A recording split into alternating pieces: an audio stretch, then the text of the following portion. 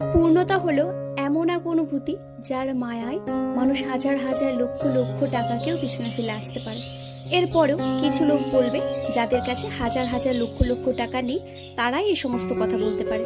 আচ্ছা এটা বলো তো তোমরা, যদি এটাই সত্যি হবে তাহলে মানুষ মৃত্যুর পরে লক্ষ লক্ষ হাজার হাজার টাকা কি সঙ্গে করে নিয়ে যায়? তার জ্বলন্ত শরীরের ছাইটুকু পর্যন্ত মাটিতে বিলীন করে যায়।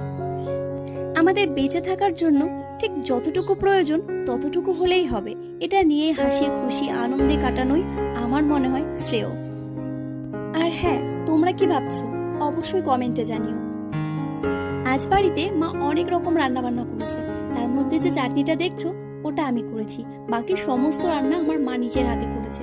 আমরা কিন্তু খুব একটা মশলা খাই না, খুব হালকা পাতলা খাবার খেতে পছন্দ করি, তাই সমস্ত কিছু সিম্পলি করা হয়েছিল।